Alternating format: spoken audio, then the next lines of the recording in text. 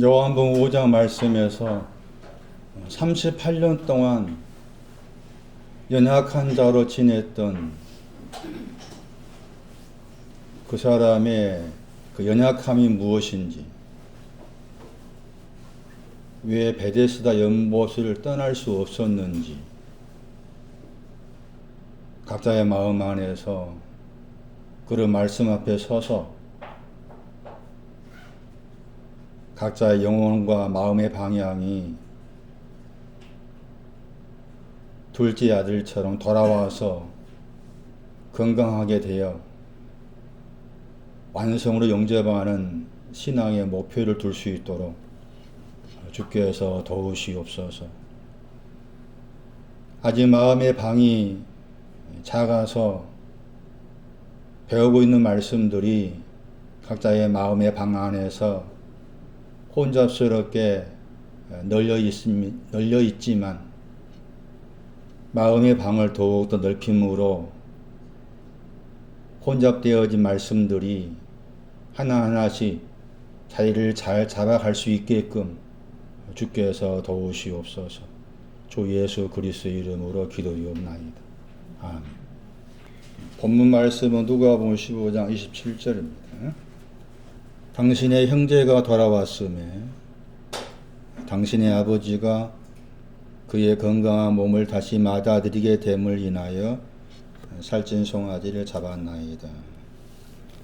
다시 맞아들이다 하는 그 단어를 원어를 살려서 번역하면은 주보에 적혀 있는 것처럼 완성으로 영접하다, 그렇게 번역할 수가 있습니다. 돌아온다는 말씀에 대한 보충 설명을 마태 24장 말씀에서 지난주 해드렸는데 다시 또 해야 됩니다. 왜냐하면은 마태 24장의 내용들이 그냥 몇 번 들어서 알 수 있는 그런 부분이 아닙니다. 여러 번 들어야 되고 여러 번 생각을 해야 되고, 여러 번이라는 표현보다 수십 차례 해야 됩니다. 돌아왔다 하는 그 단어가 이제 누가 15장 27절 말씀에서는 설명드린 것처럼 동서남북으로 돌아왔다 이렇게 된 거였죠. 그런데 이제 마태 24장하고 히브리 10장에서는 주님이 돌아오신다 할 때 같은 단어를 사용했는데 마태 24장 말씀에서는 끝이 돌아왔다 이렇게 나와 있죠. 그래서 지난주에 설명드린 말씀을 더 이어서 다른 구절 말씀을 통해서 세상과 끝에 대한 설명을 드리고자 합니다. 마태 24장. 마태 24장은 25장 끝까지 연결되어 있는 말씀이다. 마태 24장 전체와 25장 전체를 우리가 보다 더 정확하게 이해하기 위해서 24장 1절하고 3절의 말씀이 중요하다. 1절과 3절의 말씀 어느 정도 대충 이해를 하고 있어야만이 나머지 부분에 대해서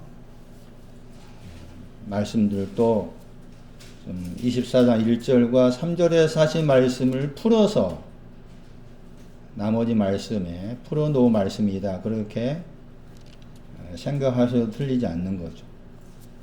그래서 설명드린 것처럼 지금 24장 14절 말씀이었죠.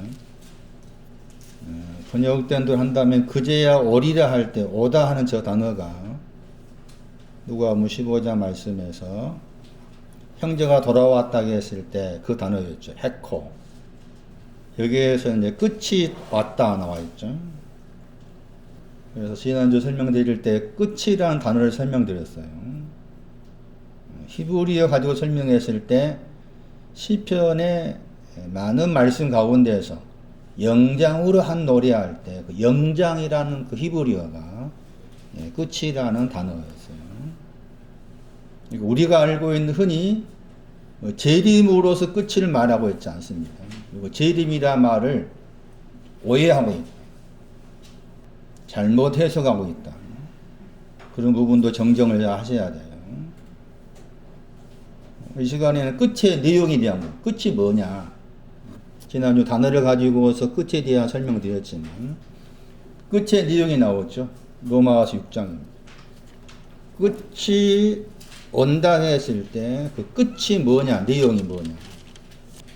6장 22절입니다. 영원한 생명을 말. 로마서 6장 22절. 마지막 끝, 텔로스. 영원한 생명이 끝입니다. 또 한 가지 알 사실은 영원한 생명이라는 용어가 여러 번 등장하죠. 특별히 요한복음 말씀이 많이 등장한 표현이잖아요. 그랬을 때 생명이라고 했을 때 생명은 두 가지입니다. 요한복음 10장 10절 보시면은 양으로 생명을 얻되 그 다음에 더 풍성한 생명이란 말을 나오죠. 생명이라고 했을 때 생명이 살다라는 단어의 명사잖아요. 살아있다는 것은 두 가지를 말해요. 끝에 여기서 끝이 영원한 생명이라고 그랬죠. 그러면 살아있다고 했을 때 살아있는 끝이라는 단어 앞에서 영원한 생명, 영원한 생명이 두 가지라 그 말이죠. 영원한 생명이라고 했을 때 영원한 생명 두 가지를 말한다 했을 때 생명이라는 의미가 두 가지를 담고 있기 때문에 그러하다. 그러면은 영원한 끝에 속한 영원한 생명 앞에 있는 것은 뭐냐? 그게 시작입니다. 아르케. 시작의 신앙도 영원한 생명입니다. 영원한 생명을 다 같이 아울러 가지고 그렇게 해석하면 안 됩니다. 끝에 속한 영원한 생명이 있고 그 다음에 그 전에 시작과 관계된 그래서 이제 시작과 끝이란 말을 한 거잖아요. 시작의 신앙도 생명과 관계된 시작의 신앙도 생명과 관계된 것이다. 그런데 지금 끝이 온다고 했어요. 끝은 로마서 6장 22절 말씀처럼 영원한 생명, 생명으로서 마지막에 해당된 이제 마지막의 구원, 하나됨, 루와의 신앙, 다 그게 이제 같은 내용에 있는 것이죠. 그래서 마태 24장 14절 말씀에서 끝이 온다고 했을 때 이 끝은 영원한 생명이 온다는 말이고 누구에게냐? 세상에게죠. 거기서 민족이란 말을 제외하고 세상을 향해서 왕국의 복음이 전파되죠. 왕국 그러면은 시편 145편이었어요. 12절. 145편 12절. 영광과 존귀가 왕국입니다. 여기에서는 영광입니다. 왜냐하면 이미 세상의 신앙은 존귀의 신앙이 온 사람입니다. 그래서 영광의 복음은 왕국의 복음, 천국이 왕국이니까 왕국의 복음이라고 했을 때 왕국의 내용이 시편 145편 12절 말씀에 영광과 존귀라고 천국 갈 때 들어있는 단어잖아요. 여기에서는 왕국의 내용이 영광에 속한 것이고 영광이라고 했을 때 고린도후서 3장 가시면 영광이라는 말 여러 번 나옵니다. 영광도 하나의 내용이 아니에요. 여기서 영광은 마지막에 해당되는데 마지막 영광이 루아입니다. 루아. 세상에 대한 설명이에요. 온이란 말을 빼버리고 세상에 단어 보세요. 지난주에 보았던 성경도 다시 신약을 보고 구약을 볼게요. 사도행전 17장 31절. 우리가 흔히 세상이라는 단어와 다른 단어였죠. 사도행전 17장 31절. 안에서 그랬죠. 안에 있습니다. chan아로 번역 단어죠. 안에 있는. 는 난안의 신앙이죠. 즐거워하다, 기뻐하다를 지나서 난안. 시편 32편 11절, 시편 33편 1절에 나오죠. 의인들을 설명할 때 나와 있는 단어죠. 의를 모르면 안 되는 거죠. 안에 있는 세상입니다. 히브리서 1장 6절. 맏아들은 세상 안으로 들어옵니다. 맏아들이 들어옵니다. 맏아들하고 세상이 연결되어 있습니다.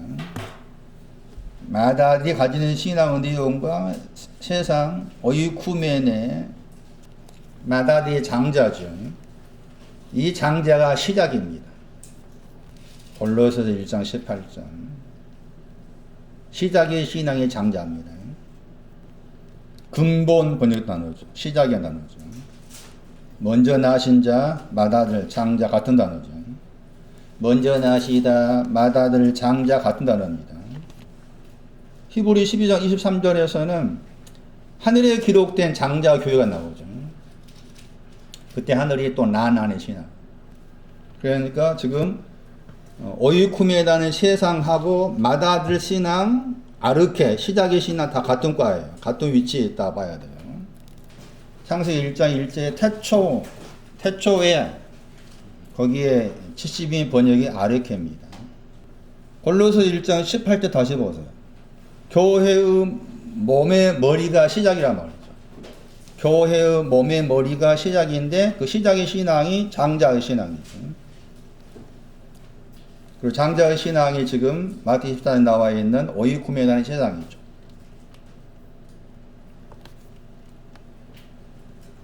태초란 말은 장자, 오이쿠메나의 세상, 그게 태초입니다.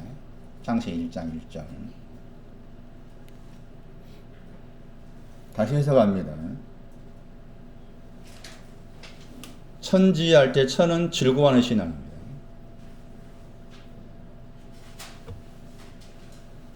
지는 뭐가 땅이라고 했어요? 그 땅. 길이죠, 길. 사마하고 사마가 천이고 지가 길이죠. 그게 어디 안에 있습니까? 그게 시작 안에 있죠. 시작의 신앙은 오이쿠메네였죠. 세상이었죠. 그 세상은 또 뭐였습니까? 의였죠. 그 시작 의로 생각할 수 있어요. 시작을 의, 장자, 오이쿠메나는 세상. 그 시작 안에 하늘과 땅이 있습니다. 1장 2절입니다. 그 땅, 길, 기뻐하는 신앙이 있는데 뭐가 없습니까? 혼돈합니다. 공평이 없다는 것. 공평이 루어합니다. 공허합니다. 의가 없다는 것. 나난. 기품이 공평입니다. 시편 36편 7절. 오늘 드린 말씀 이 부분 정리하십시오. 저도 많이 헷갈려 왔다 갔다 했잖아요. 오늘 드려진 말씀으로 창세기 1장 1절 2절을 정리하시기 바랍니다. 나머지 3절 4절 마찬가지. 기품이 공평입니다. 시편 36편 7절. 기품의 얼굴이 있습니다. 기품의 얼굴 위에 뭐가 있습니까? 흑암이 있죠. 흑암이 하는 일은 뭡니까? 다시 잘 보셔야 돼요. 흑암이 하는 일이 뭐예요? 기품하고 얼굴의 단어가 번역 안 됐죠. 얼굴이 있습니다.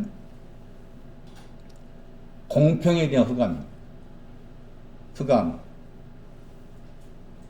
공평 모른다 그 말이죠. 공평에 대해서 애매하다 말이죠. 흑암은. 흑암의 단어가 무지하다, 또 애매하다 뜻이 있으니까 공평에 대해서 애매함이 흑암입니다. 수면할 때 물의 얼굴이란 말이죠. 거기 물의 얼굴. 물도 공평입니다. 아모스 5장 24절. 물의 얼굴 위에 방주가 있습니다. 여기 하나님의 영이 운행하신다 하셨는데 창세기 7장 18절 말씀에 의하면 물의 얼굴 위에 방주가 있습니다. 방주의 신앙 위치입니다. 물의 얼굴 위에 있어요. 물하고 얼굴이 같은 위치에 있어요. 얼굴이 물이고 물이 얼굴입니다. 그렇게 생각하셔야 되고, 물의 신앙이, 물을 여러 가지로 말하지만 여기 구절에서는 이 물도 아모스 5장 24절 근거해서 공평으로 봐야 됩니다. 3절 빛이 있으라 합니다. 의를 말하라. 시편 37편 6절입니다. 어디를 향한 의미겠습니까? 우리가 잘못 보았을 때는 빛이 있으라 할 때 빛이 어디를 향했습니까? 지금까지 생각했을 때 어디를 향해서 빛이 있으라 한 겁니까? 한민아, 어디를 향해서 빛이 있으라 하신 거예요? 대부분 흑암을 생각했죠? 흑암이 아닙니다. 어디를 향해서 빛이 있으라 하겠어요? 공허입니다. 공허. 공허가 뭐가 없다고 했어요? 의가 없는 게 공허고, 혼돈은 뭐라고 그랬어요? 공평. 이사야 34장 11절을 잘 살펴보면 그렇게 나옵니다. 이사야 34장 11절 말씀이 혼돈과 공허가 내용이 무언지를 말씀하고 있는 중요한 키워드가 있는 구절이에요. 그러니까 빛이 있으라는 그 빛이 어디를 향해서? 공허를 향해. 왜 공허를 향해서? 공허가 뭐 하니까? 의가 없으니까. 빛은 뭐라고? 일단 그걸 정리하죠. 빛이 의를 말해요. 시편 37편 6절 말씀에. 그러면은 흑암하고 빛이라고 했을 때 흑암의 위치가 높아요? 빛의 위치가 높아요? 흑암과 빛이라고 했을 때 흑암과 빛을 구분하라고 했잖아. 흑암과 빛이라고 했을 때 흑암의 위치가 높아요? 빛의 위치가 높아요? 흑암. 이해되세요? 흑암 위치가 높고. 흑암이 왜? 어디에 있으니까? 기품 얼굴 위에 있으니까. 흑암은. 기품이 공평이라겠죠. 시편 36편 7절이라겠죠. 시편 36편 7절 말씀 보시면 기품이 공평인데 공평 위에 흑암이 있으니까 흑암 위치가 높아. 빛보다. 그래서 빛과 어둠을 구별을 지어야 된다. 빛은 지금 공허를 향해서 의가 없는 공허를 향해서 의의 빛이 있으라는 것이고 흑암은 아직 공평에 의해서 애매한 것이 흑암이다. 그래서 빛과 흑암을 나눈 것이고 이 흑암이 마태 8장 12절 말씀에 보다 더 바깥 어둠에 가서 거기서 뭐하라? 그 흑암. 누가 2장 보세요. 어이쿠메네는 세상은 호적과 연관됩니다. 누가복음 2장 1절 천하 번역 단어죠. 천하. 어이쿠메네. 호적하라겠죠. 호적의 신앙이 세상, 의, 문자적 말씀이며 상징적 말씀입니다. 어이쿠메네가 뭘 말하는지를 알지 못하면은 마태 24장 말씀을 이해할 수 없다. 잘못 해석할 가능성이 너무 높다. 누가 4장 5절 보세요. 마귀가 어떤 존재냐? 누가 4장 5절 말씀에 마귀가 번역된 단어 예수를 이끌고 높은 산에 올라갔다겠죠. 여기서는 그냥 높은 산이라는 말이 빠져있고 알란드 빠져있고 알란드 번역은 스테바 번역은 큰 글씨로 나와있고 거기에 왕국을 보여주죠. 무슨 왕국이에요? 천하 그랬죠? 어이쿠메네 같은 단어죠. 이게 마귀의 위치입니다. 마귀의 위치는 여기에 있는 거예요. 요한복음 8장 44절 마귀에 대한 내용 나오죠. 저는 처음부터 뭐 하다 그래요. 우리가 제가 마귀에 대해서 다시 설명할 기회가 있겠지만 마귀를 그냥 영적인 존재로만 생각하면 안 돼요. 마귀라는 그 의미가 담고 있는 내용이 믿는 사람과 연관됩니다. 그걸 아셔야 돼요. 자, 여기서 마귀를 설명하면서 아까 아침에 마귀가 누가 4장에서 뭐라고 그랬어요? 번역된 어이쿠메네 세상은 왕국을 가진 자죠. 세상은 왕국에 있는 자. 마귀를 신앙의 사람을 생각한다면은 어이쿠메네라는 그 세상에 왕국을 가진 자. 왕국의 신앙에 온 사람. 그렇게 이해하면 좋겠죠. 왕국이 어떤 왕국? 시편 145편 말씀 영광과 존귀의 왕국이 여기서는 어이쿠메네 왕국이잖아요. 어이쿠메네 신앙 위치가 뭐라고 했어요? 마지막이 아니라 시작이라고 했죠. 시작에 머물러 있는 사람이죠. 시작에 머물러 있는 신앙 가진 사람을 마귀라고 그래. 마귀. 시작에 머물러 있는 장자의 신앙. 그런데 보세요, 이제. 그러니까 이 마귀가 요한 8장에서 뭐라고 말합니까? 언제 사람을 죽인다고 그래요? 언제 사람을 죽여요? 왜 처음부터 죽일까? 생각해 보세요. 왜 마귀가 처음부터 사람을 죽인다 할 때 문자 사람이 아니 신앙의 사람인데 신앙에 속한 사람을 죽인다. 자, 왜 그럴까? 처음부터 할 때부터가 뭐예요? 처음에서 떨어져 나가려는 사람을 죽이는. 왜 그럴까? 자기는 뭐 하니까? 자기는 처음이 있는 거지. 자기는 처음이 다야. 그 말이야. 자기는 처음이 다야. 텔로스가 아니고 아르케가 다야. 태초가 다야. 혼돈과 공허를 알지 못해. 마귀를 제대로 이해하려면 누가 16장 봐야 돼. 마귀나 단어의 동사가 한 번 나온 중요한 구절입니다. 디아볼로스가 마귀로 번역된 단어잖아요. 그 디아볼로스가 통하여 더하기 던지다의 합성어예요. 마귀라는 단어의 뜻은 헬라어로 통하여서 더하기 던지다 합성어였는데 그 단어의 동사가 딱 한 번 나온 구절이니까 이 구절을 통해서 마귀를 그냥 단순하게 어떤 영적인 존재, 나와 거리가 한번 영적인 존재로 이해하면 안 된다. 누가 16장 1절. 사탄이 마귀고 마귀가 사탄으로 이렇게 번역하는 거예요.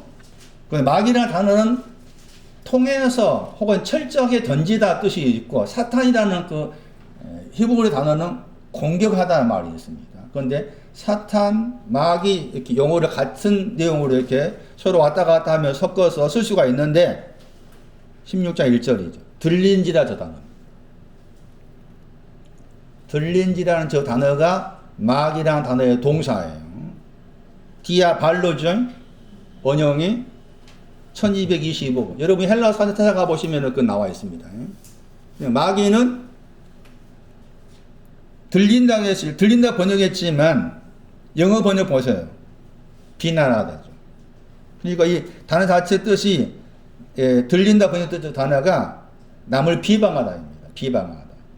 비방한 내용이 나오죠. 후토스 그랬죠. 앞에 말씀에 들린지라 단어 앞에 사람이죠. 사람이 그러니까 여기 부요한 사람이 나오고 그 다음에 청지기가 나옵니다.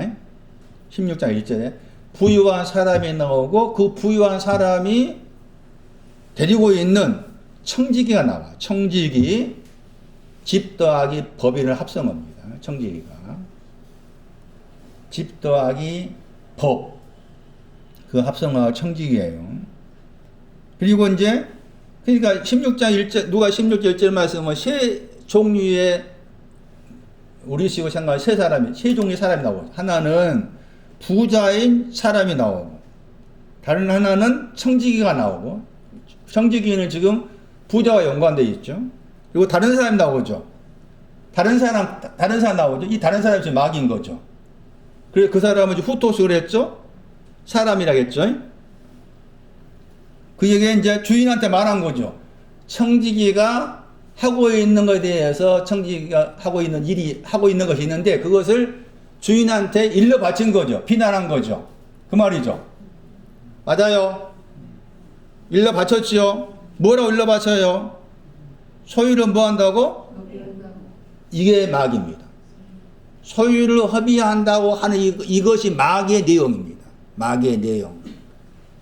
누구의 소유예요? 주인의 소유겠죠.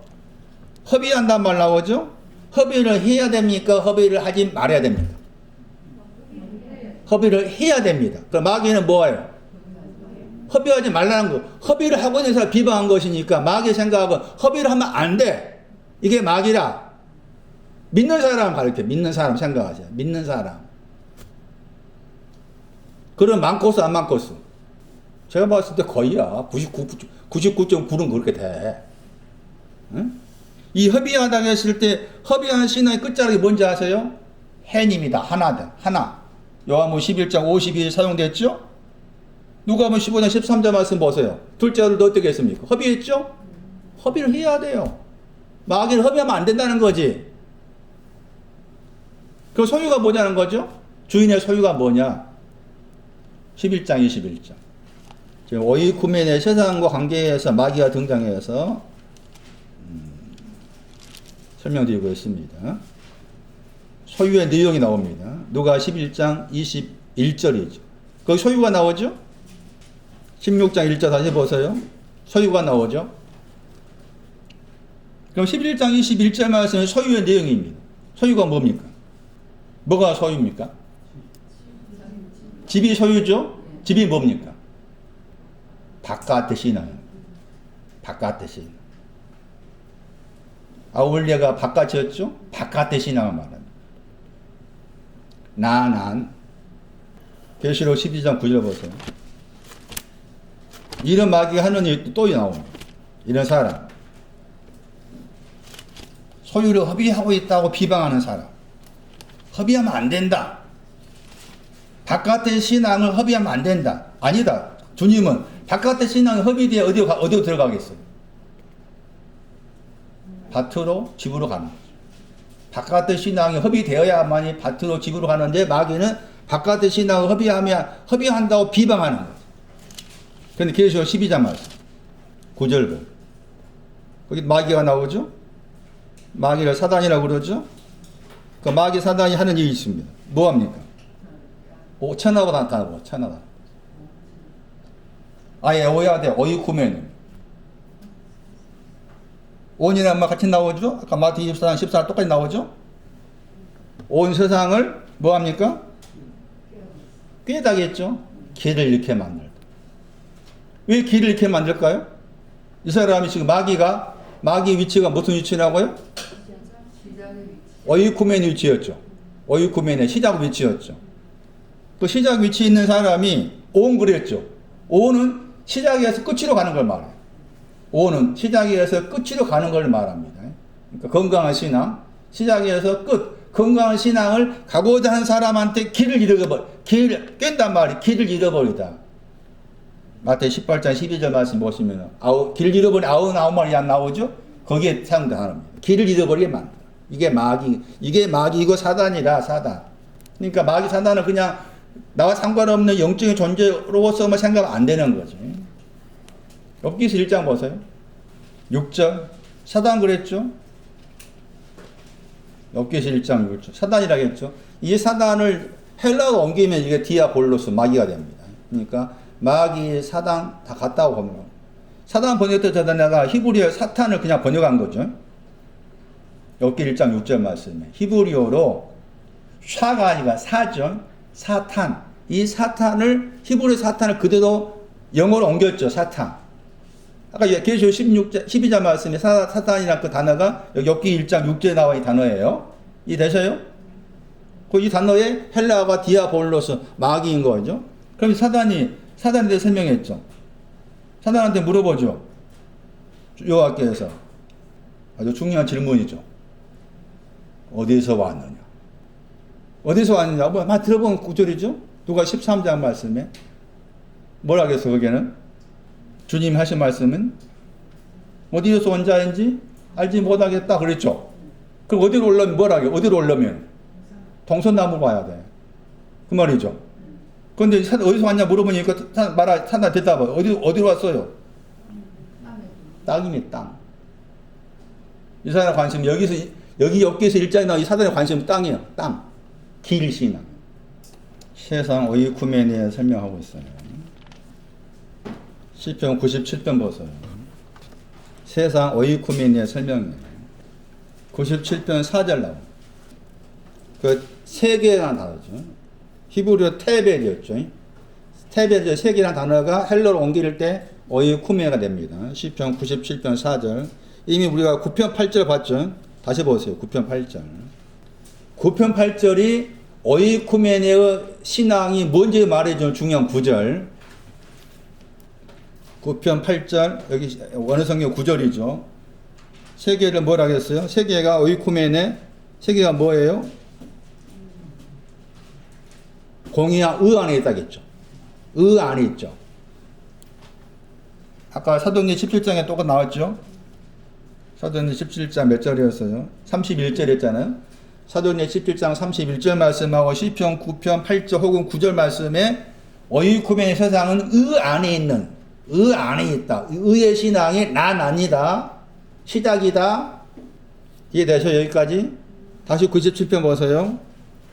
의 안에 있는 세상이죠. 시편 97편 4절에. 그렇죠? 의 안에 있는 세상. 맞아요? 세상이 의 안에 있다고 했잖아. 시작, 장작, 의.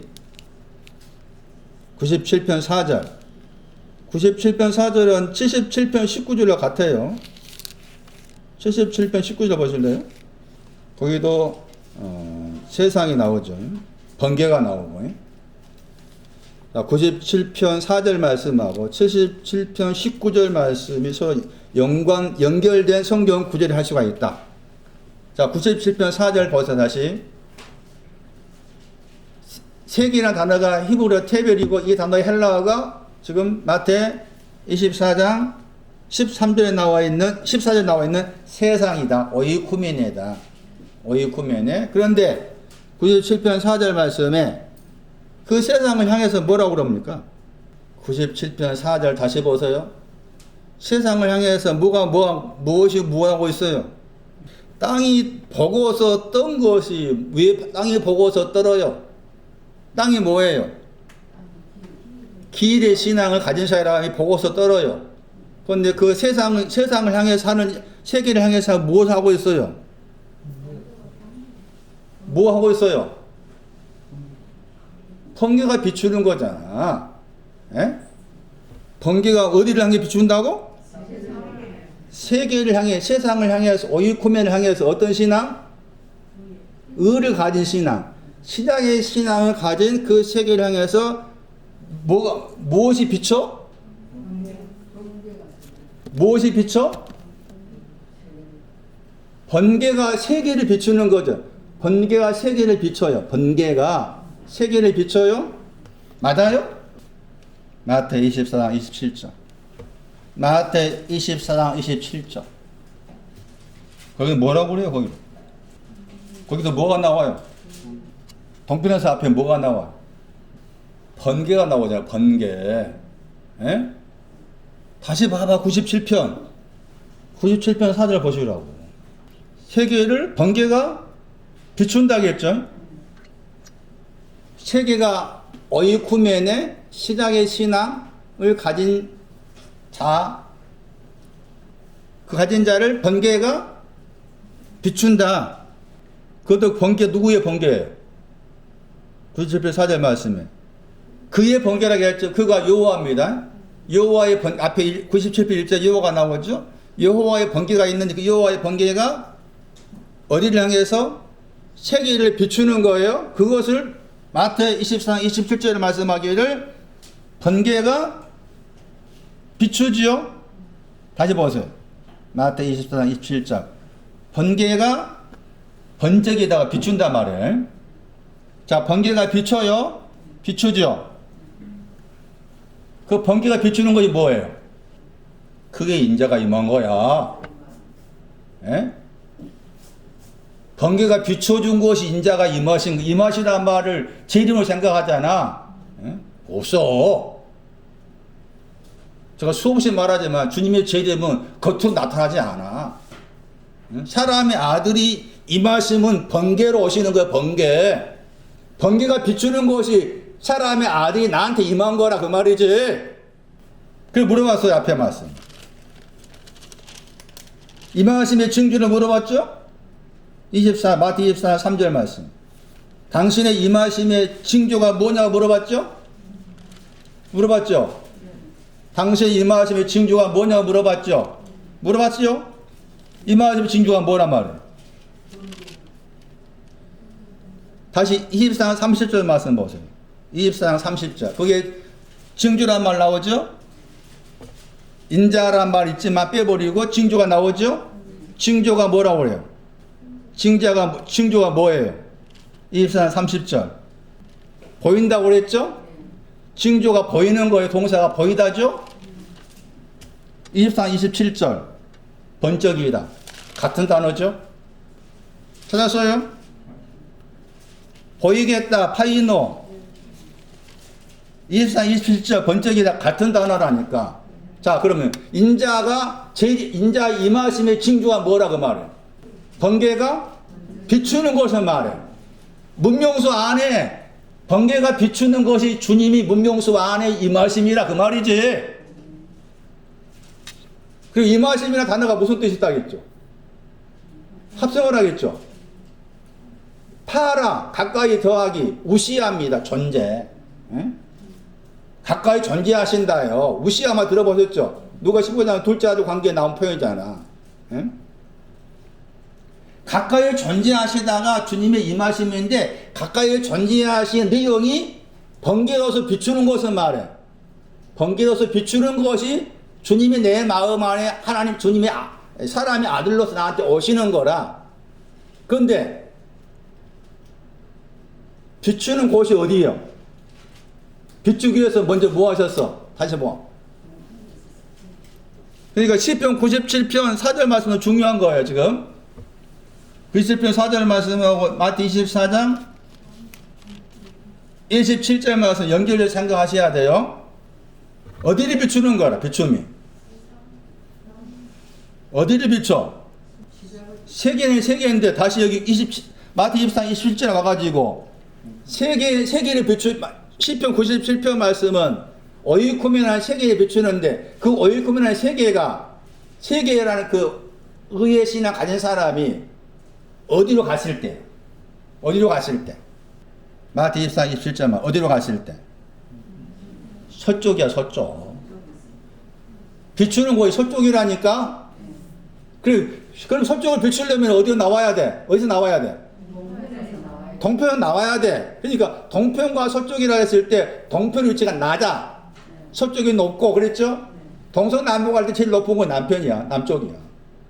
그걸 따지면 그 서쪽이 높고 동쪽은 낮고 남쪽이 제일 높아.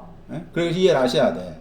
동서남북 할 때 동쪽에서 동쪽에 나온 이유가 뭐예요? 번개가 서쪽을 비추기 위해 동쪽에 나오는 거야. 동쪽에 머물러 있으면 서쪽을 못 비춰. 주님의 임하심의 방향이 서쪽을 비추기 위해서 오시는 거지. 그 서쪽에 있어야만, 서쪽은 곧 비추는 곳인데, 그 서쪽이라는 곳은 동쪽에서 나와야 되는 거야. 동쪽에서 나오지 아니하면 서쪽으로 못 가. 동쪽이 뭐였어요? 동쪽이 뭐였어?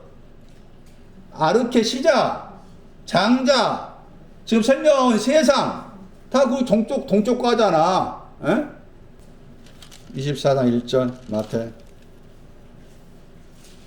제가 지금 아직 번개에 대한 설명 안 하고 있어요. 마태 24장 1절. 성전에서 나왔다.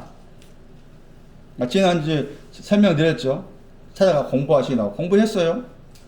떨어져서 밖으로 나가다 하는 저 두 단어가 나와 있는 구절이 마태 12장 43절, 마태 17장 18절. 그 구절을 참고하면은 더러운 영이 있고 귀신이 있죠. 그 참고했을 때. 이 구절을 다시 해석합니다. 성전에서 떨어져서 나왔다겠죠. 성전을 신앙의 의미로 생각하셔야 된다. 24장 1절 이하를 제가 다시 해석합니다. 성전의 단어 앞에 뭐가 붙어 있었어요? 떨어지다, 주로 떨어지다고 해석할 수 있는 아포라는 헬라어 전체가 붙어 있죠. 성전 안에 있다가죠. 성전 안에 있다. 거기서 떨어져 나와가지고 밖으로 나가는 거죠, 지금. 그 표현이에요. 그런데 제자들은 무엇에 관심이 있어요? 성전의 건물에 관심이 있죠. 성전의 건물. 그 말은 밖으로 떨어 나오지 않는 거죠. 주님은 밖으로 떨어 나가고 계시는데 성전에서 떨어 나와가지고 밖으로 가신다 했을 때 밖으로 가시는 방향이 있을 거 아닙니까? 그런데 제자들은 성전의 건물에 관심이 있어. 밖으로 나가려 하지 않아. 다시 보세요. 24장 27절. 동쪽 앞에 단어 보세요. 아포 붙어 있죠? 나간다 단어 보세요. 번개가 나서. 다시 24장 1절. 24장 27절을 그대로 가지고 와서 24장 1절을 대입해서 보세요. 성전이 뭐예요? 성전이 동쪽이야. 동쪽의 신앙의 성전. 성전은 동쪽의 신앙 가르쳐. 의의 신앙, 처음의 신앙, 오이쿠메네, 세상의 신앙, 그게 성전.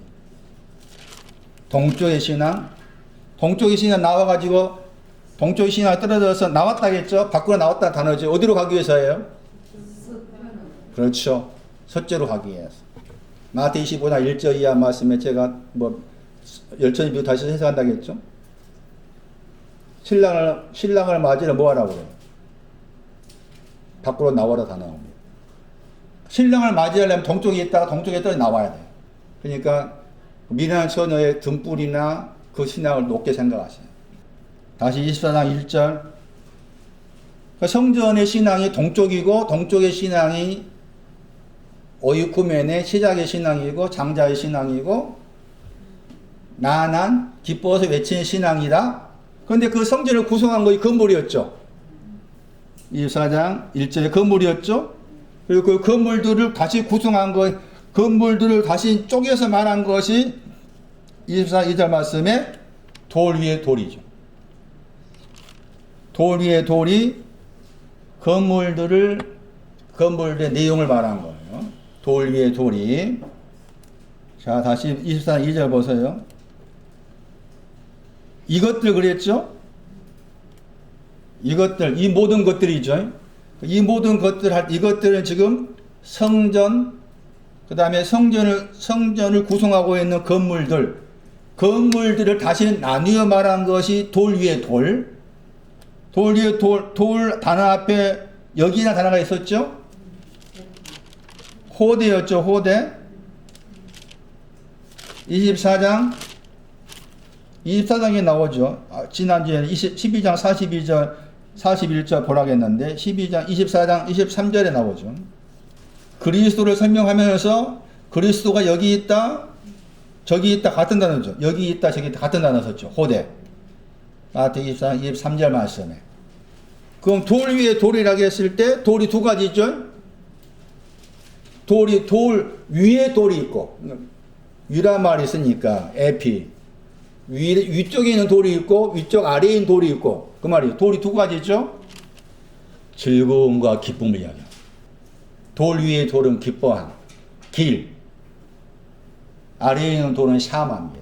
즐거워하다. 마태 5장을 참고 삼아서 이렇게 해석하셨어요.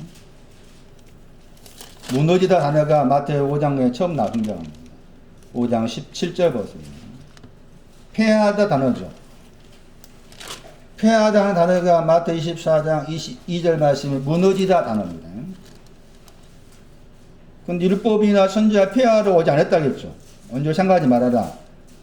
폐하러 온 것이 아니다겠죠. 완전히 하다겠죠. 그리고 나서 5장 18절 말씀에 왜냐하면 하면서 5장 18절 말씀은 17절만 연관되죠. 거기에서 없어진다 말 나오죠. 뭐가 없어지는 거예요? 뭐가 없어져요? 5장 18절에 하늘과 땅은 없어진다겠죠? 없어지다 하는 그 단어하고 폐하다 단어가 다른 단어지만 내용 같은 거. 하늘과 땅은 없어져야 되죠? 왜 없어져야 됩니까? 사막하고 길이잖아. 응? 응? 하늘은 사막하고 땅은 길이라. 마음이 없어져야 돼. 그래야만 앞으로 갈 거 아니에요. 예? 나나노 가고 또 나나노 두 번 나오는데 구절도 있고 그러잖아, 이렇게. 그래서 돌 위에 돌을 그렇게 해석할 수 있다. 그 다음에 거기 24장 2절 말씀 다시 보세요. 남아있다 단어 보세요. 남아있다 번역된 저 단어가 버려지다 23장 38절에서 버리다 돼요. 번역됐죠. 마태 4장 20절, 마태 4장 22절 참고하시면은 배와 그물을 버려두고 할 때 그때 사용하는 단어입니다. 그런데 마태 9장 2절, 5절, 6절 말씀 참고하면은 용서하다. 여기서는 용서하다 해석이 틀리잖아. 결단코 용서하지 않는다. 이렇게 해석하셨어요. 남지 않았단 말을 결단코 용서할 수 없다. 돌 위에 돌은 여기 돌 위에 돌. 즐거움과 기쁨의 신앙 가진 사람은 결단코 용서할 수 없다. 그런데 즐거움과 기쁨을 가진 사람은 왜 결단 용서할 수 없는가 하면은 즐거움과 기쁨이란 그 돌을 가지고 있는 사람은 뒤에 말씀 보세요. 24장 2절 뒤쪽에. 무너진다 번역될 그 단어 앞에 아니다 없다 단어 부정어가 붙어있죠. 우가 붙어있죠. 그런데 이 번역한 사람이 이 아니다 부정어를 제대로 살려 번역하지 않은 거예요. 정확한 번역을 이해합니다. 제가 제 나름대로 번역해 볼게요. 여기 돌 위에 돌이 있는데, 약간 원어를 살려서 풀어서 번역하면, 여기에 돌 위에 돌이 있는데, 이 돌 위에 돌은 지금 어떤 사람이에요? 성전, 동쪽의 신앙의 성전인 동쪽의 신앙의 성전을 가진 사람의 마음 안에 돌 위에 돌이 있는데, 그 돌 위에 돌은 무너지지 않는다. 무너지지 않을 그 돌 위에 돌은 결단코 용서받을 수 없다. 왜? 무너져야 되는데 무너지지 않는다 하니까 그 말이죠. 예? 무너져야 되는데 즐거움이 필요하지만, 기쁨이 필요하지만, 그것은 결국 앞에 신앙을 향해서 나가기 위한 하나의 과정인데, 이 돌 위에 돌을 신앙 가진 사람은 무너질 수 없다 하는 거 우기는 거예요. 결단코 용서할 수 없다. 남아있지 않다. 그런데 이 단어가 재미있어요. 무너진다 단어 보세요. 이 단어의 명사가 있어요. 이 명사로 해석해도 재미가 있어요. 이 무너진다 단어의 명사로 해석해도 이 의미를 살려서 이해할 수가 있어요. 누가 2장 7절에 나와 있는 구유의 반대 개념을 사용한 사관이라는 단어. 무너진다 저 단어의 명사가 사관입니다. 사관이 있을 곳이 없다고 했죠? 근데 그 사관의 신앙이 뭔가 하면 유월절입니다. 유월절. 그러니까 유월절이라는 사관이라는 그 단어가 일종의 손님방이에요. 손님의 방. 다르게 손님 방에 번역도 있어요. 게스트룸 들어보셨죠? 영어 번역 게스트룸이야. 사관 단어가. 게스트룸. 그러니까 그 게스트룸은 유월절과 연관돼. 누가 22장 유월절하고 연관. 유월절을 가지고 있는 그 객실. 사관이 없다는 거죠. 여기 지금 돌 위에 돌은. 자기는 좀 즐거움의 신앙과 기뻐하는 신앙을 가진 사람인데 지금 객실이 없다는 거죠. 객실이 없는 돌 위에 돌을 가진 사람은 남아있지 않다. 무너진다. 용서받을 수 없다. 그 말인 거죠. 그러니까 그 말이 의미 다시 즐거움과 기쁨의 신앙과 여전히 유월절이라는 내 안에 유월절이라는 뭐가 있어야 돼? 사관이 있어야 돼. 객실이 있어야 돼. 그 유월절은 고등 5장 말씀에서 그리스도께서 뭐였다고 해서 죽었다고 했죠? 그때 그리스도께 죽었다고 했을 때 그 그리스도는 첫 번째 반석, 나 안의 신앙의 반석인 그리스도를 말해요. 그래서 무너진다 하는 이 단어 의미를 그렇게 명사로 해석해도 틀리지 않겠다. 오히려 그렇게 해석하면 더 이해하기가 쉬울 수도 있는 부분도 없지 않아 있는 거예요.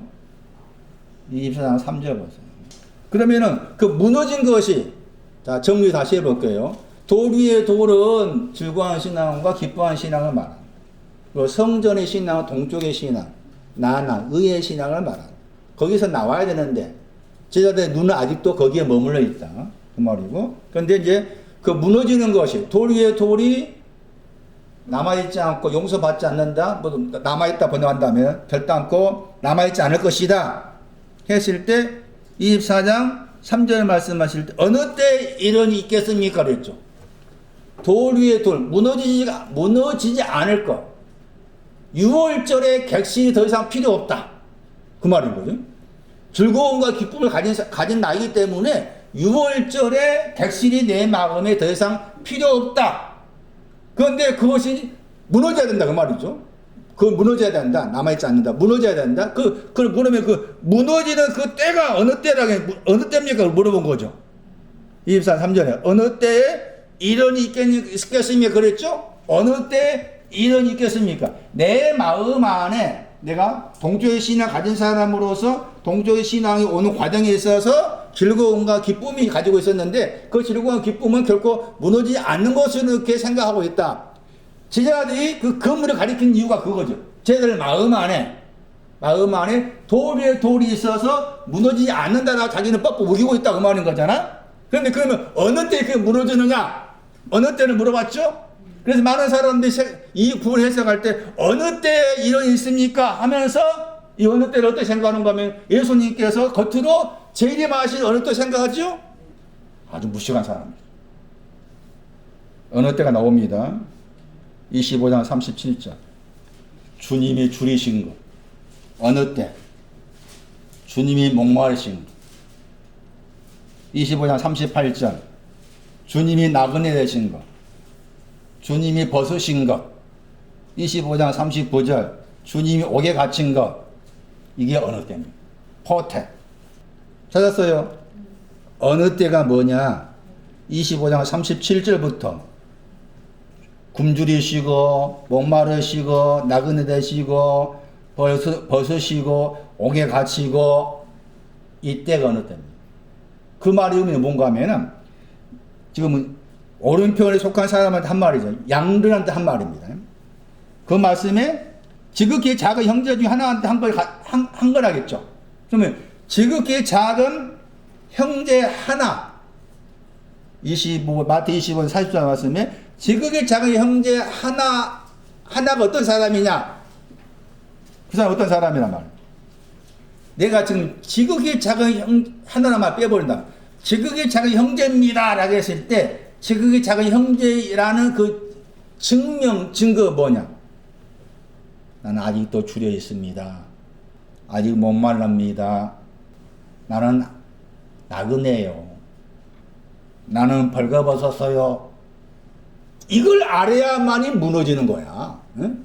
그 도리의 돌이. 그렇게 하지 않으면은, 이거 알지 못하면은 계속해서 주님은 무너진다 하시는데 자기는 나는 안 무너진다. 무너지지 않는다. 객실이 필요 없다. 줄이신 것 요한복음 6장 35.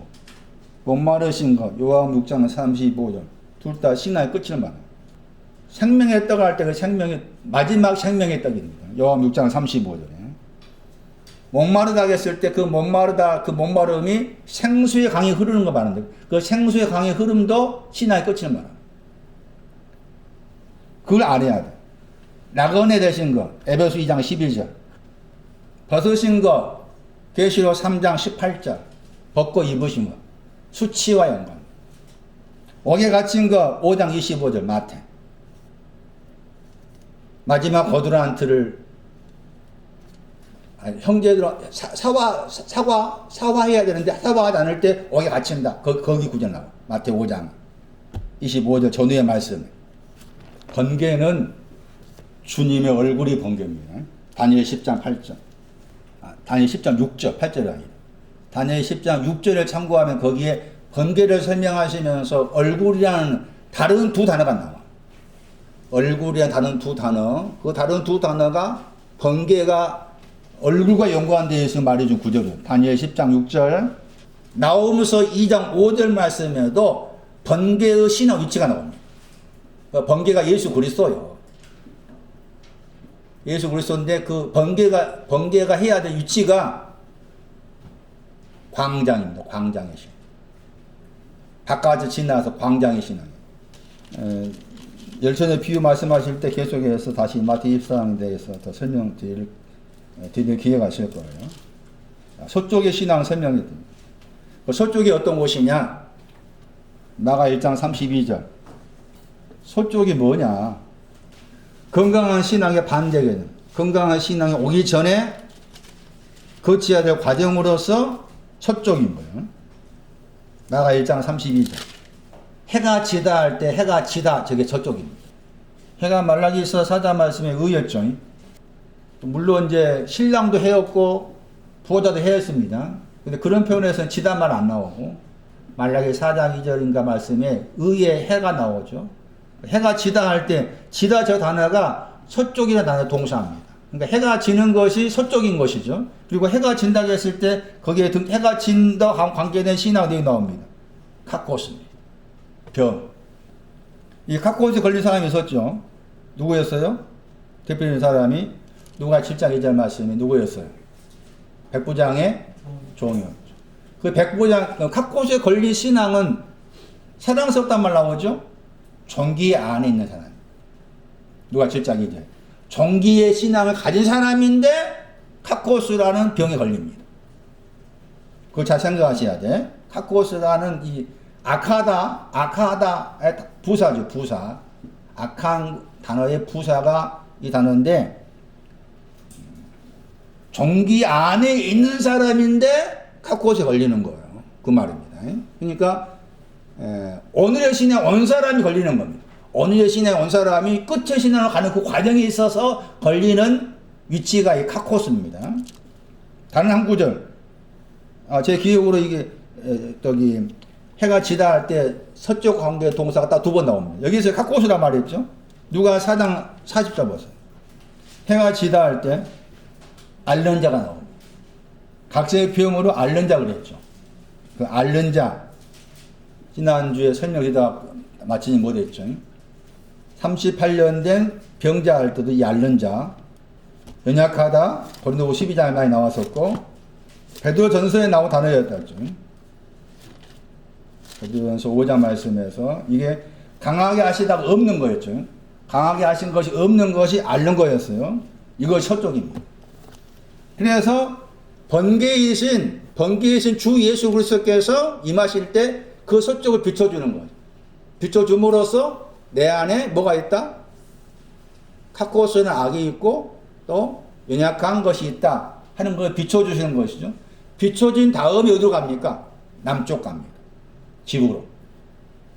그러니까 먼저 비춰지고 그 다음에 남쪽. 그래서 서쪽은 비추는 곳이고 그 다음에 남쪽으로 가서 남쪽에서는 이제 집으로 들어가게끔 하시는 거예요. 그래서 주님의 임하심은 동쪽에 나와가지고 서쪽을 비추기 위해서 주님이 번개로서 임하심이죠.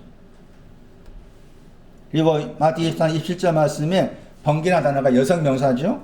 그리고 임하심도 여성 명사죠. 마태 24장 27절. 임하심이 뭐냐? 번개다. 번개가 하는 일이 주님의 얼굴이요. 번개가 하시는 일이 뭐냐? 이미 시작의 신앙이 온 사람으로서 범하고 있는 악한 것들, 연약한 것들, 그것을 비춰주십니다. 있다는 것을 보여주시고, 또 용서해 주시고, 그래야만 어디로 간다? 남쪽의 신앙의 방향으로 간다. 그러게 하기 위한 것이 지금 번개라는 표현이 나왔고, 이 번개가 아까 시편 말씀에서 세상, 테벨, 우시야,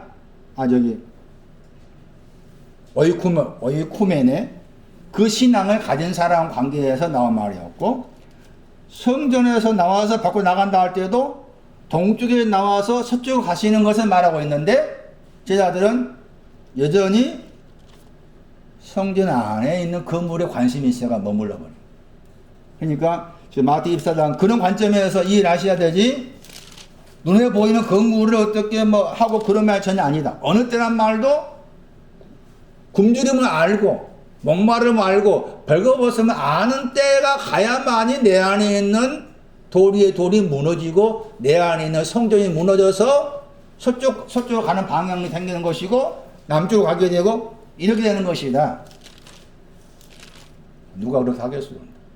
다 한 번에 딱 한 방으로 예수의 피를 통해 저 사람 받았다면 다 구원이라고 청구한다는데. 그러니까 성도들이 많이 모이는 이단이 됐든 많이 모이는 됐든 간에 그 사람들 대표적인 마인드 생각이 뭔가 하면 간단한 거야. 너는 천국 갈 수가 있다. 그 말이 끌려가는 거야.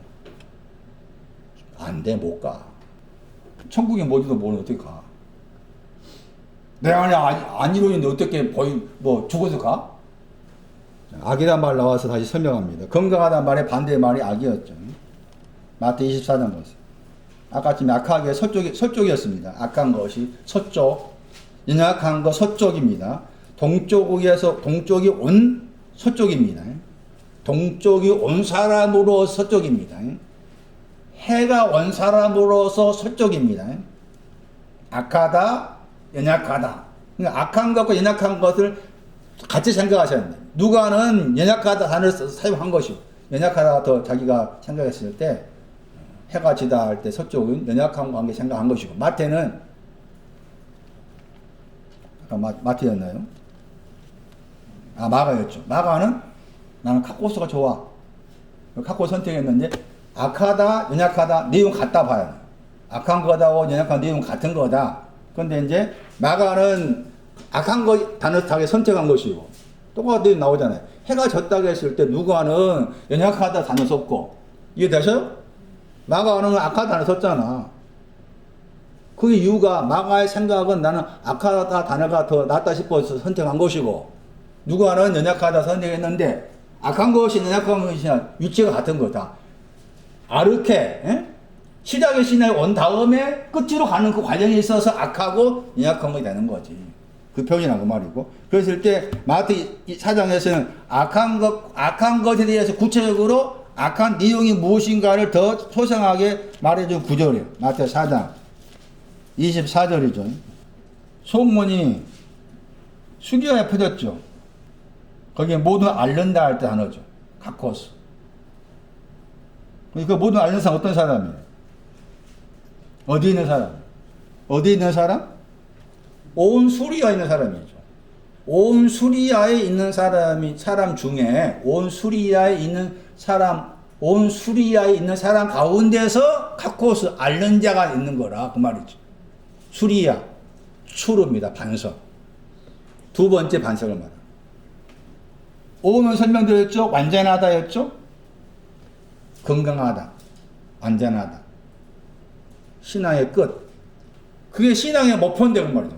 온 수리야, 완전히 반석의 신앙, 완전한 반석의 신앙이 신앙의 목표인데 거기에 이르기 전에 카코스에 걸린 거죠. 악한 걸렸죠. 그리고 악한 것이 걸렸는데 모든 사람이 악한 가지고 있다고 했죠. 가지고 있습니다. 그랬죠? 근데 거기에서 이제 악한 것이 내용 나오죠. 알타가 악한 것을 가지고 있단 말입니다. 카코스를 가지고 있다. 카코스를 가지고 있다. 정기를 가진 신앙을 가진 사람이 카코스라는 악을 가지고 있다. 해서 그 이제 악한 것의 내용이 나오죠. 첫 번째가 뭐예요? 첫 번째가 뭐예요? 각색이라는 말은 여러 가지의 뭐가 나와? 여러 가지의 병. 여러 가지 각색의 병이 악한 거예요. 각색의 병이 악한 거예요. 병이 뭐냐? 김전 6장 4절. 교만해서 아무것도 알지 못하면서 뭘 좋아합니까? 변론과 언쟁을 좋아하다 저 단어입니다. 좋아하다 하는 저 단어가 병이라는 단어의 동사입니다. 그러니까 마태 4장 24절 말씀에 각색 여러 가지 병은 뭔가 하면은 변론과 언쟁을 좋아하는 것을 말해요. 변론과 언쟁을 좋아한다. 언쟁이라고 했을 때 말씀 더하기 다툼의 합성어입니다. 말씀 더하기 다툼의 합성인데 이 다툼의 신앙 위치가 바깥입니다. 그러니까 언쟁은 바깥의 말씀에 대해서 다투는 것을 말아요. 변론은 디모데후서 2장 23절. 근데 앞에 말씀 보시면 김전 6장 3절 보시면 바르다 단어가 나오죠. 김전 6장 3절 말씀에 바른 말씀할 때 바르다 단어가 나오죠. 찾았어요? 합니다. 김전 6장 3절에 바르다 찾았나? 읽어봐. 기본형. 휴기아이노입니다. 휴기아이노가 뭐예요? 건강하게 되었답니다. 바울 서신에서 이 휴기아이노가 건강하게 되었다가 많이 사용됩니다. 그러면은 변론과 언쟁을 좋아하는 사람 어떤 사람입니까? 아직 건강한 신앙이 없는 사람입니다. 건강한 신앙이 없기 때문에 변론과 언쟁을 좋아하는 거. 이게 병입니다. 다시 돌아오세요.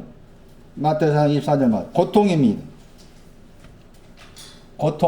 고통도 카코스 병입니다. 악한 것입니다. 우리가 악하다고 했을 때, 참 사람이 악하다 그러면 막 살인을 범하고 막 뭡니까? 이춘재 씨라겠네. 이춘재 그 사람처럼 막 살인하고 죽이고, 그런 것은 악하게 생각하잖아. 그런데 하나님 보시기 악한 것은 그런 개념을 뛰어넘어서 신앙의 의미로서 말한 것이다. 병이 뭐라고요? 변론과 언쟁을 좋아하는 것이 병이라니까? 그러면 변론과 언쟁을 좋아하겠어, 안 좋아하겠어? 목사들이 너무 좋아해. 목사들이 너무 좋아해, 변론과 언쟁을. 너 이단일서 더 좋아해.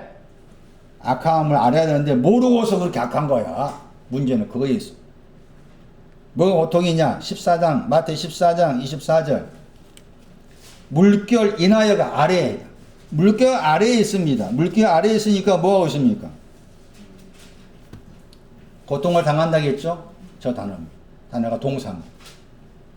그러니까 물결을 못 이기는 거죠. 물결이 뭐예요?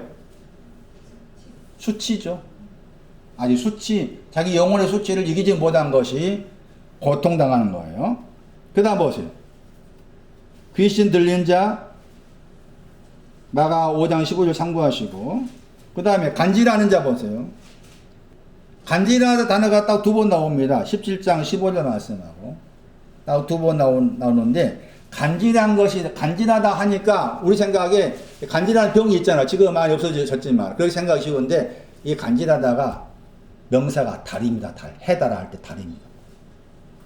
달이 빛을 내지 못하는 게 간질입니다. 마태 24장 29절. 달이 빛을 내야 되는데 빛을 주지 못한다겠죠. 그게 간질입니다. 간질. 예? 그 목사님, 그런데 왜 그 간질하다가 해 달할 때 밤에 뜨는 달과 연관됩니까? 라고 했을 때 헬라 사람들의 생각이 약간 이게 정신적으로 약간 혼란스럽고 힘든 것을 어떻게 생각했는가 하면, 달의 빛이 비춰져 가지고 그렇게 약간 우리가 생각한 것처럼 미친 채 한다든지, 그게 우리가 생각한 길, 그게 지금 달의 빛이 비쳐서 영향을 미쳤다고 생각한 거예요. 엉뚱한 생각이잖아요. 우리 생각했을 때. 근데 그또 사람들이 생각했어요. 그래서 이 간지나다의 명사가 달이다. 영어 단어 보세요. 영어. 집에 가서 찾아보세요. 저 단어. 간지나다 단어 있죠? 누네틱? 저 단어 찾아보시면은 간지나다가 달과 연관. 그런데 그 달은 마태 24 말씀에 빛을 내는 것이 달의 역할인데 빛을 내지 못하고 있는 거라. 그래서 이것을 영적 의미에서 간지나다. 그 다음에 중풍병자는 히브리서 12장 12절 말씀에 중풍병자입니다. 다 이게 악하다 했을 때 악하다 하는 단어의 의미예요. 이제 21장 41절 보세요. 마태복음 21장 41절 말씀에 거기에 악한 사람들이 나오고, 그 다음에 진멸하다 할 때 진 번역된 단어 나오죠. 그게 악하게입니다. 악한 사람들을 악한 것으로 멸망했다 그 말이죠. 멸하다, 잃어버린 걸 찾았다고 했을 때 잃어버리다, 멸망하다, 잃어버리다 그 단어죠. 악한 것으로 멸망시키다, 악한 것으로 잃어버리게 했다 하는 거예요. 마태 21장 41절 말씀에. 그 배경이 나오죠. 포도원에 가서 일하라 해가지고 이제 때가 되어서 열매를 찾는데 그 열매와 관계에서 나온 표현이 되는 거예요. 그래서 열매가 얻으려고 주인이 이제 종을 보내고 아들까지 보냈는데 죽이죠. 거기에 이 표현이 나온 거예요. 그래서 21장 41절 말씀에 거기에서 이제 농불이 나오죠. 21장 40절에 농불이 나오죠. 아들도 죽이고 종도 죽이는 농부들, 그 농부들을 언급할 때 21장 40절에 이 번역 단어 나오죠. 이 번역 단어. 이 농부들을 어떻게 하겠느냐 했을 때 그 농부들이 주인의 아들을 죽인 거. 그래서 여기 말씀에 21장 38절 말씀에는 이 주인의 앞에 이제 주인의 아들이 21장 거기 37절에 나오죠. 37절에 아들을 보낸다. 그런데 21장 38절 말씀에서 이 아들을 죽이고 우리가 상속자가 되자 한 거죠. 우리가 상속자가 되자. 포도원이나 유업을 삼자. 그래서 그 포도원 주인이 그런 농부들에 대해서 어떻게 하겠냐 해가지고 그 포도원의 주인의 아들을 죽인 있는 그 농부들을 향해서 21장 41절 말씀에서 악한 것으로 멸망하다 해서 악하다 말 나온 거죠. 그랬을 때 이라는 그 단어가 21장 40절 이라는 이 단어가 이 농부들의 신앙을 설명한 단어입니다. 이라는 단어가 20장 4절입니다. 저희에게는 알란트 번역으로 큰 스테판 번역이 아니라 작은 것이 알란트 번역으로서 저희에게 에케이노이스입니다. 에케이노이스. 에케이노이스라는 저 단어는 에케 슬피움의 일을 갈미시다. 거기에 그 단어 연관됩니다. 슬피움의 일을 간다 하실 때 거기와 연관 단어가 이 에케이노스인데 20장 3절 말씀에서 20장 4절 말씀에서 지금 21장 30절 말씀에 농부들을 가리키는 그 영어로 말하면 대명사입니다. 저들인데 그 저들이 20장도 저 포도가 일어난 것 연관된 것이잖아요. 그러니까 같은 개념이 알 수 있는 것인데 20장 거기 21장 40절 말씀하고 41절 말씀에서 악한 농부의 신앙 위치를 그 20장 4절에서 말씀한다. 그 20장 4절 말씀에서 이 저희가 누군가 하면은 20장 3절이죠. 20장 3절에 속한 사람이 20장 4절 말씀에 저희죠. 그리고 20장 3절에 속한 사람이 21장 41절 말씀에 악한 사람인 거죠. 악한 농부죠. 그러면은 20장 3절 말씀에서 우리 20장도 다시 한번 재해석해야 될 성경 구절인데 제3시죠. 그리고 밖으로 나갔다겠죠. 나갔다만 나오죠. 밖으로 나갔다. 이 단어가 나오면 성전에서 밖으로 나갔다. 그렇게 1차적으로 먼저 이해를 하는 게 필요해요. 그리고 제3시라겠죠. 제3시라 했을 때 그 3시라는 단어 앞에 헬라 전사가 있죠. 찾았어요? 영어 번역이 나오죠. 그러니까 3시는 3시인데 이게 3시쯤 그 말입니다. 대략 3시라 그 말. 대략 3시. 페리라는 단어가 주의란 말이니까. 그러니까 정확하게 딱 3시가 되었다 뜻이 아니라 3시쯤 그런 표현인 거예요. 3시쯤 마가 15장 25절. 3시. 3시는 마가 15장 25절 말씀하고 사도행전 2장 15절 말씀이 3시가 신앙적으로 뭘 말씀하는지를 말씀한 구절인 그 가운데 마가 15장 25절 봐요. 마가 15장 25절. 마가 15장 25절. 거기에는 3시가 나오죠? 찾았어요? 마가 15장 25절 말씀에 3시가 나오죠? 그리고 번역을 되었다 번역했죠. 마가 15장 25절 말씀에 되었다 번역이 이었다. 셋이다 그 말이에요. 셋이다 그 말이고. 다시 마태 20장 3절. 셋이쯤이란 표현하고 표현이 약간의 차이가 있다는 거지. 아시겠어요? 다시 마가 15장 25절. 셋이가 번역이 되었다. 셋이 이었다.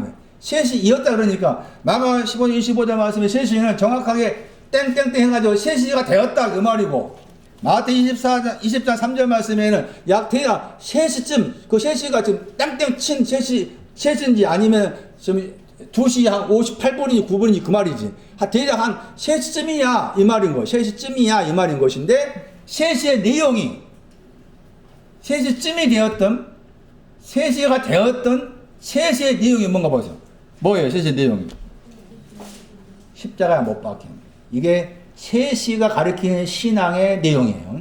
십자가에 못 박혔다 하는 것이 3시가 가리키는 신앙 내용입니다. 그러면 십자가에 못 박혔다는 말, 우리가 십자가에 대해서 여러 차례 수없이 많이 들었고 생각할 수 있는 부분인데, 오늘 드린 말씀으로 십자가에 못 박혔다는 말은 이런 신앙의 내용을 말하는구나. 그렇게 딱 마음이 정하셔야 됩니다. 고린도후서 13장 4절. 이게 십자가에 못 박혔다가 내용이 무엇인지 말씀하는 아주 중요한 구절입니다. 고린도후서 13장 4절. 뭐예요? 고린도후서 13장 4절 말씀에 앞에 13장 3절 말씀에서는 그리스도가 나오고 13장 4절 말씀에 그리스도 말이 없는데 앞에 3절에 그리스도가 나왔기 때문에 13장 4절 말씀에서 그리스도라는 번역을 그렇게 한 거예요. 그리스도께 십자가에 못 박혔다고 했죠. 고린도서 13장 4절 말씀. 그리스도께서 십자가에 못 박혔습니다. 그 뭐예요? 십자가에 못 박히신 내용이 약하심입니다. 약하심. 이 단어 많이 알아야 돼요. 38년의 병자. 약하심. 뭐가 없다? 뭐가 없는 거예요, 약하심이? 강하게 하심이 없다? 강하게 하신 거에 뭐였어요? 욥기 4장 10절 말씀에 사자의 부르짖음이 없는. 사자의 부르짖음이 없는 것으로 못 박히십니다. 내 안에 약함 때문에 못 박힌 거란 말이에요. 십자가에 못 박힘을 그렇게 이해하셔야 된다. 약하심으로 못 박혀. 주님이 약하심은 나의 약하심. 그래서 이제 앞에 고린도 12장에서 바울이 나는 약하다 쭉 말하잖아. 고린도 12장에 말한 거예요. 12장에 약하다. 약할 그때 나는 또 뭐 한다? 강하다 하잖아요. 그러니까 약한 것이 십자가 못 박힌 관계돼. 십자가 못 박히신 것이 나의 약함을 못 박히셨다. 38년 된 병자를 못 박았다. 왜 못 박아요? 뭐 하기 위해서? 강하게 하기 위해서. 사자의 부르짖음이 되게 하기 위해서 약한 것을 십자가 못 박았다. 이게 세시의 신앙. 세시 가리키는 건 십자가 못 박힘인데 십자가 못 박힌 내용이 연약함, 약함. 그런데 연약함 위치가 처음의 신앙 온 다음에 마지막을 향해 가는 그 과정에 있어서 약한 것들 다 아까 전에 카코스와 같아요. 카코스와 연약함이 같은 내용인데 그래서 여기 연약함이라고 했을 때 약함의 신앙 위치를 말씀하는 구절 사도행전 5장 병든 사람 같아요. 약하심의 형용사 강한 것이 없다. 사자의 부르짖음이 없다. 사도행전 5장 15절 병든 사람 욥기서 4장 10절 말씀에 여러 사자가 등장하는데 제 앞에 나와 있는 사자의 부르짖음이 없는 약함 그 사람들 어디로 데려갑니까? 거리 사무엘 1장 20절 바깥 다음에 나와 있는 광장의 신앙 저 단어가 광장의 신앙이 집입니다. 집. 에레미야 5장 1절 말씀이 나와요. 거기에 바깥하고 이 광장이 나와요. 에레미야 5장 1절 광장의 신앙이 누아입니다. 거리가 누아의 신앙입니다. 공평의 신앙이고 믿음의 신앙. 여기서 거리가 바깥입니다. 바깥. 나난의 신앙. 빨리 왕래해라. 넓은 거리입니다. 넓은 거리는 보세요. 거리에 대해서는 바깥의 신앙은 빨리 왕래하라겠죠.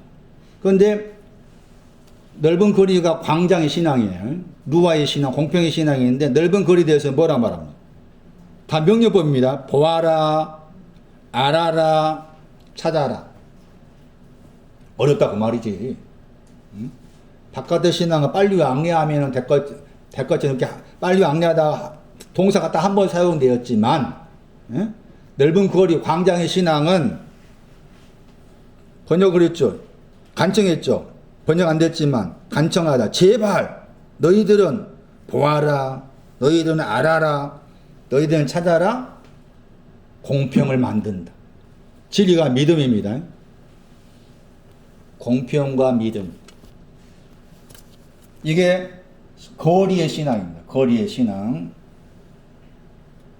자, 정리하면은 3시쯤 와 있는 사람. 그러니까 거기 아직 그 십자가에서 나의 거기 사자의 부르짖음이 없는 그 십자가에서 못 박였다 하는 것을 아직 모르는 3시쯤 와 있는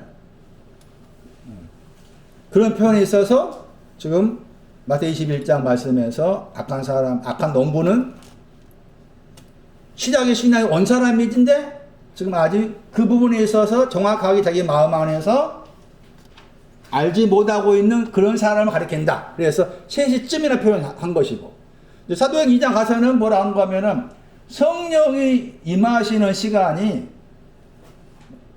3시와 연관돼요. 3시 좀 중요한 사도행 2장. 집에 가서 공부해 보세요. 다 욥기 4장 보세요. 욥기 4장 또 설명을 마칠게요. 욥기 4장을 설명하려면 시간이 이게 몇 시간 걸쳐야 되는데 쉽지 않죠. 사자의 우는 소리라고 했을 때 그 사자의 우는 소리가 베드로전서 5장 말씀에서 강하게 하다. 그러니까 38년 된 병자는 어떤 사람이냐? 사자의 우는 소리가 없는 사람이다. 사자의 우는 소리가 없는 사람이다. 했을 때 사자를 이렇게 여러 가지 설명했어요. 사자의 우는 소리 할 때 사자가 나오고, 번역으로 목소리가 그치다 할 때 사나운 사자가 나오고, 젊은 사자가 나오고, 11절에 늙은 사자가 나오고, 암사자가 나오고, 다 이게 신앙이 의미를 담고 있는 그런 내용을 누가 이렇게 풀어 설명해 놓은가 하면은 대단한 사람입니다, 이 사람이. 사나 1절 말씀에. 엘리바스라는 사람. 엘리바스라는 사람이 이렇게 풀어 놓았어요. 엘리란 말은 하나님이란 말이고, 뒤에 바스란 말이 정금이란 말. 정금의 하나님, 그런 뜻을 가진 사람이에요, 이 사람이. 그런데 지금 이 사람이 이렇게 여바한테 하는 말을 이렇게 풀어 놓았는데, 이 풀어 놓은 이 말의 의미가 전혀 틀리지 않아요. 틀리지 않는데, 이 사람의 문제는 뭔가 하면, 그렇게 말한 내용이 자기 마음 안에 세워지를 않았어. 그것을 42장에 지적하, 하나님께서 엘리바스, 비데스, 여별 친구들이 지적했을 때, 거기 표현에 의하면 번역을 정당하다 번역했는데, 그게 히브리 쿤이요, 쿤. 많이 들어보셨죠?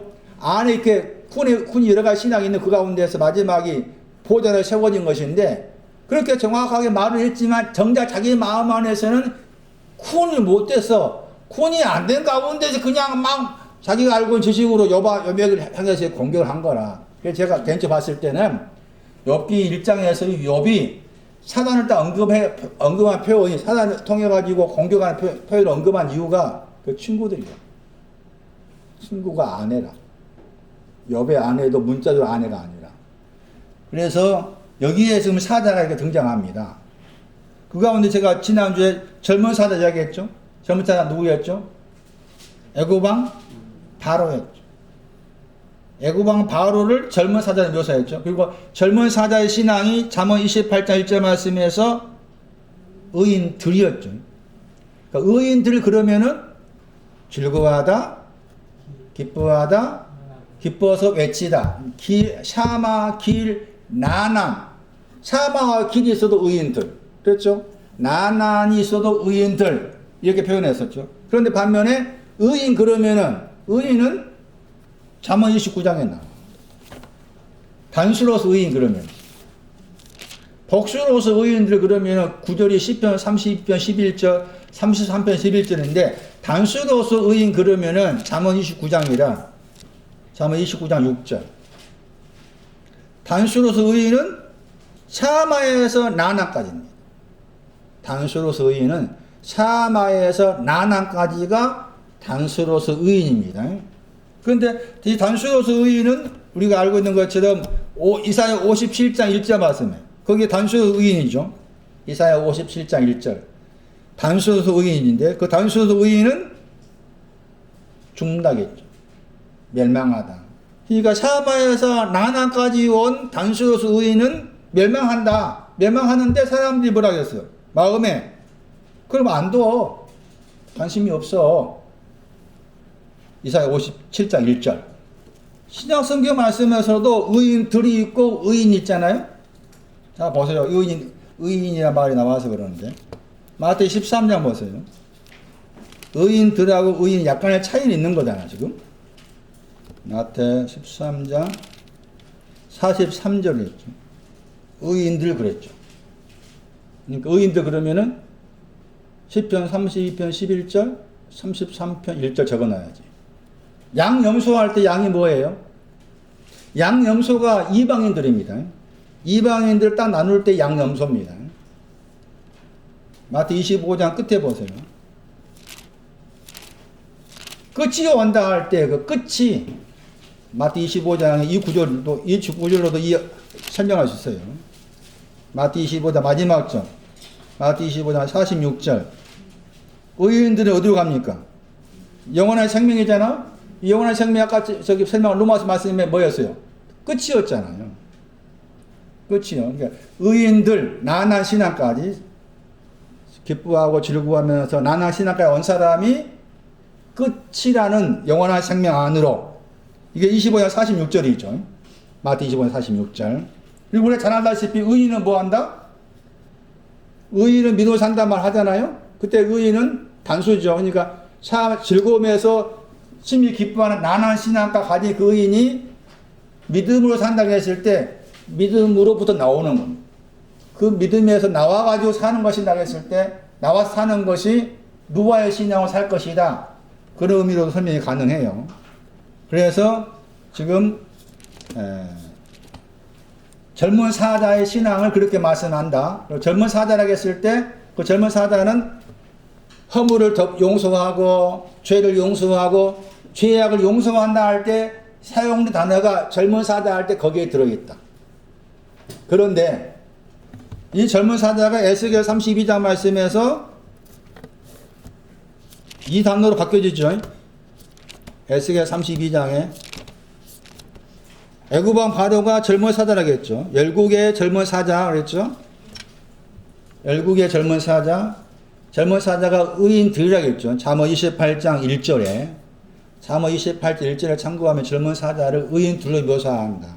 그런데 여기 애굽의 왕 바로를 열국의 젊은 사자들이라고 했을 때 열국 가리키는 신앙이 나난이었어요. 그러니까 여기 애굽 왕 바로의 신앙은 나난의 신앙. 오늘 설명드린 것처럼 시작의 신앙. 어이쿠멘의 세상의 신앙을 가리킨다. 그런데 그게 이제 그 사람 실상을 했죠. 너는 악어란 말 나오죠. 악어란 말 나오죠. 악어로 번역됐죠. 이 열국의 젊은 사자가 이제 악어가 됩니다. 악어. 그런데 악어라고 했을 때 악어라고 번역됐지만 이게 이사야 27장 봐야 됩니다. 이거 설명 마칠게요. 제가 아침을 일찍 먹어서 배고프네요. 저는 아침을 6시에 먹거든.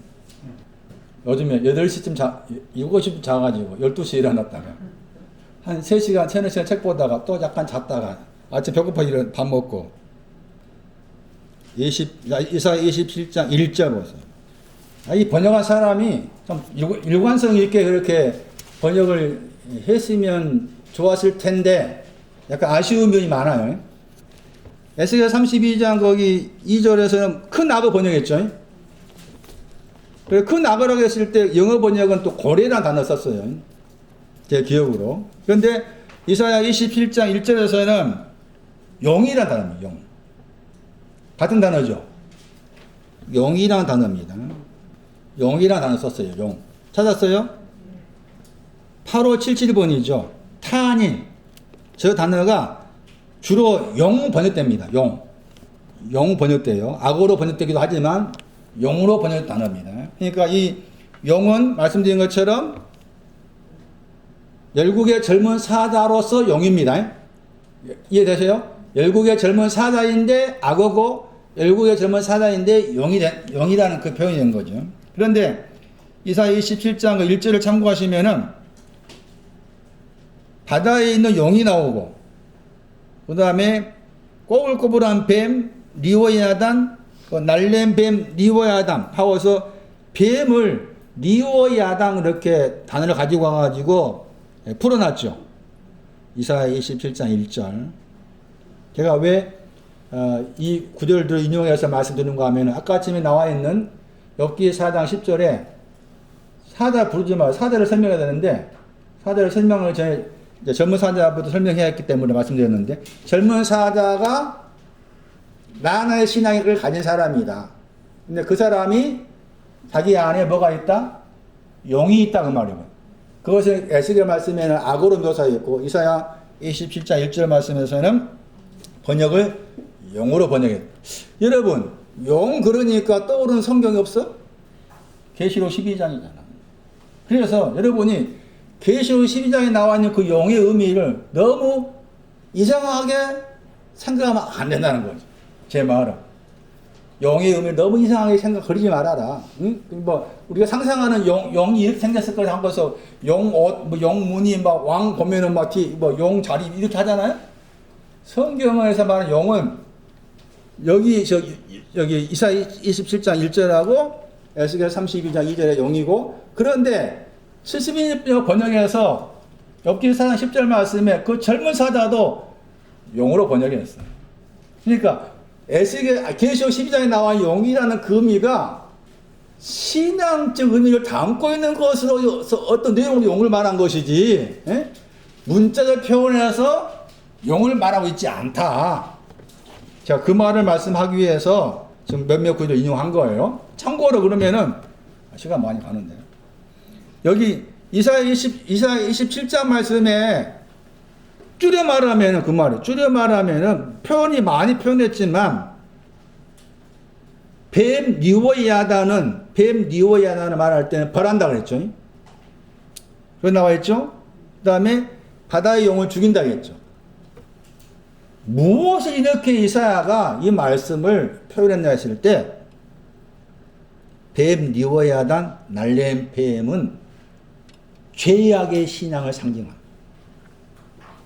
그리고 용은 허물의 신앙을 상징합니다. 용은 허물의 신앙을 상징하고, 니오야단 날렘 뱀의 신앙은 죄악의 신앙을 상징합니다. 용이 허물의 신앙을 상징한 성경 구절, 이사야 51장 9절을 자세히 들여다보면 나옵니다. 허물. 그리고 이 뱀이 죄악을 상징하는 단어가 27장 1절 벌한다겠죠? 벌한다 나왔죠? 그 다음에 26장 21절 말씀 보죠. 벌한다 같은 단어 나오죠? 나와야 안 나와? 26장 21절에 벌하다. 27장 1절 말씀에 뭘 벌하는 거예요? 벌한 대상이 뱀 니오야단이잖아. 뱀 니오야단을 벌한다. 26장 21절 말씀에 벌한다겠죠?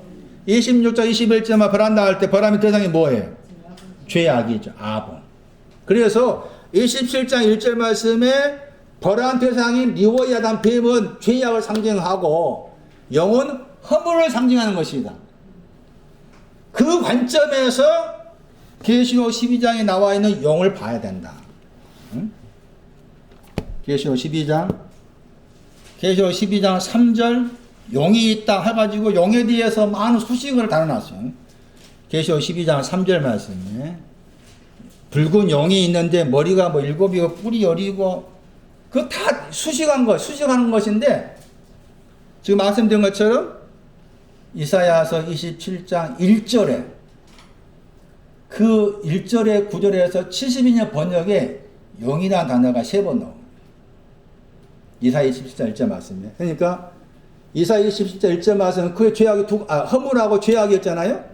그 허물과 죄악을 다 용으로 이사야가 해석이 났어. 그러면 그거 가지고 와가지고 계시록 12장 3절 말씀하실 때 앞에 뭐 뒤에 머리가 7이고 했을 때 이게 다 죄악과 허물을 가리키는 거야.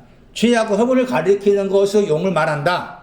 용을 이사야 17장 1절, 에스겔 32장 2절을 참고해야 된다. 그리고 보세요. 이제 12장 7절 보세요. 계시록 12장 7절. 용이 싸우죠? 전쟁이 있다겠죠? 이거 저는 집에 가서 공부해 봐요. 계시록 12장 7절에. 미가엘 사자들하고 용이 싸우는 것이 뭔가? 에? 이게 어디서 싸우고 있느냐? 어떤 내용, 제가 잠깐 용에 대해 설명해 놨으니까 그 설명을 드린 거 가지고 여러분 스스로 공부해 보세요. 계시록 12장 7절. 전쟁이라고 했잖아요? 전쟁, 마태이 4장 6절. 전쟁, 야고보 4장 1절입니다. 전쟁에 대한 것이 야고보 4장 1절, 마태 4장 6절. 우리가 알고 있는 개념의 전쟁이 전혀 아닙니다. 어디서 해요? 전쟁이 어디서 나요? 어디에서? 하늘 안에. 하늘이 뭐예요? 또 잊어버릴 진짜. 복잡한 잊어버려. 샤마도 하늘이었죠. 나아난도 하늘이었죠. 나아난 두고 싸우는 거야. 그 말은 나나 두고 싸우는 나나 두고. 여러분 집에 가서 공부해 보세요. 다음 시간에 계속 하겠습니다. 동쪽에서 나와서 서쪽을 비추는 번개로서 주님의 임하심이 각자의 마음 가운데도 임해지기를 간절히 원합니다. 복잡한 말씀이지만 지금 복잡하게 여겨지고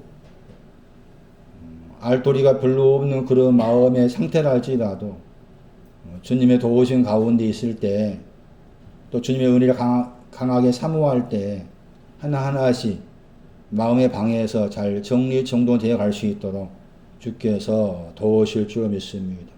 귀한 예물 주께 드렸습니다. 주께서 받아 주옵소서. 주 예수 그리스도의 이름으로 기도리옵나이다. 아멘.